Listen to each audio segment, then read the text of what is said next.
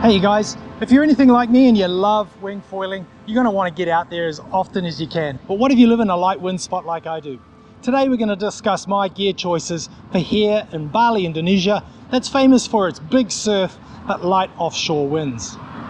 So my name's OllyBrunton. I've been living here in Bali, Indonesia for the last couple of years, and I've gone through a few gear changes just to adapt to the light wind, big surf conditions here in Bali. Amazing surfing conditions. It also makes for great wing foiling as well. The light wind keeps the wave faces clean and makes it more enjoyable.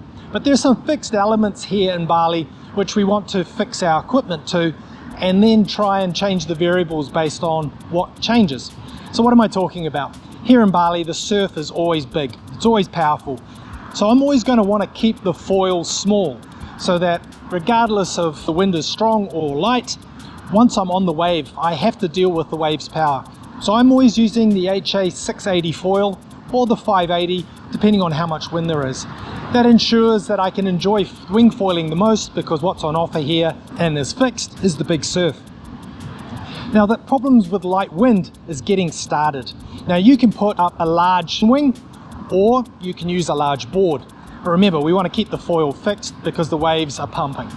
So what I've chosen to do is utilize the new displacement shapes. So whether I'm using the mid-length shape or the downwind shape for really light winds, I want to use that displacement shape to help me get started. Now because the surf is big, getting started is really important, especially if you've come down in the surf and you want to get yourself out of the jam. So quick restarts are really important. Of course, minimizing the volume also is just important for enjoying the ride. I've chosen the mid-length 55, it's 5'5" and 55 liters, and it's been my go-to board here regardless of the wind strength. Because the wind is offshore, it's always gusty, so even if it's strong, there's always a 5 to 10 knot difference between the lull and the gusts. So the mid-length 55 has been a great shape for me to get restarted on the big surf conditions. Even when it's light, 5 to 10 knots, I've enjoyed using the downwind boards. Sure, it's not as maneuverable and the swing weight's different, but I'm still on an HA680 foil, so the foiling still remains dynamic. The only variable I change is the hand wing size. I used XPS between 5.3, 6.1, or the new 7 meter light wind hand wing. The 7 meter has been amazing for getting me going on super light conditions or when it's been really gusty, where the wind drops out to 0 and there's only a 10 knot gust. I'm able to sustain a session and it keeps the wave faces really clean. Sure, there's just extra maneuverability with the large hand wing, but ultimately, because the conditions are offshore, the hand wing is behind me. It's been innovated by the offshore wind, so it's not really an issue.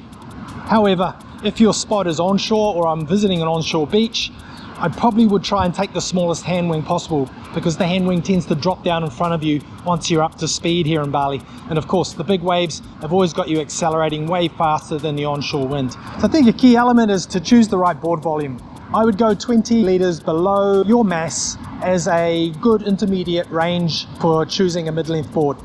So I hope this has been helpful. If you've got any questions, please fire them below. I'm happy to respond, and have fun out there, guys. Cheers.